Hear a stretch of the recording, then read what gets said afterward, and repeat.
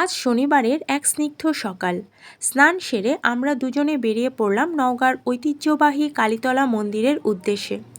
আর এই মন্দিরটি কিন্তু ঠিক আমাদের বাড়ির পাশেই।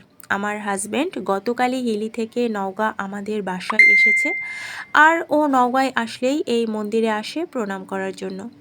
সত্যি মায়ের মন্দিরে পা রাখলেই এক অদ্ভুত পবিত্রতায় মনটা ভরে যায়। প্রতি শনি আর মঙ্গলবার এখানে সকাল থেকে দুপুর পর্যন্ত বেশ ধুমধাম করে ঢাকঢোল কাসর বাজিয়ে মায়ের পূজা করা হয়। তাছাড়াও এখানে মায়ের নিত্য পূজা করা হয়। নওগাঁর এই কালীতলা মন্দিরটি অত্যন্ত জাগ্রত এক স্থান। এখানে দূর দূরান্ত থেকে মানুষ আসে মানত করতে এবং মনস্কামনা পূরণ হলে ভক্তি ভরে পূজা দিয়ে যান। তোমরা কি জানো এই বুড়া কালীমাতার মন্দিরটি কয়েকশো বছরের পুরানো এবং এর মাহাত্ম্য কিন্তু অপরিসীম। এমনকি ব্রিটিশ আমল থেকেই এই মন্দিরটি এই অঞ্চলের হিন্দুদের অন্যতম প্রধান তীর্থস্থান হিসেবে পরিচিত। কালীতলার পাশেই চলছে ১৬ প্রহরব্যাপী হরিবাসরের জোর প্রস্তুতি। এটা রাধা গোবিন্দের মন্দির। এখানে প্রতিদিন অন্নভোগ রান্না করা হয় এবং ভক্তদের মাঝে বিলিয়ে দেওয়া হয়। আমরাও একটু চরণামৃত নিলাম।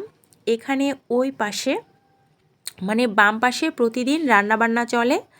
গোবিন্দ মন্দিরের এই অন্নভোগের স্বাদ যেন একদম অমৃত, যা মুখে না দিলে বোঝা সম্ভব নয়। ভক্তরা সবসময় এখানে আসে আর প্রণাম করে, মনস্কামনা বলে যায় ভগবানের কাছে।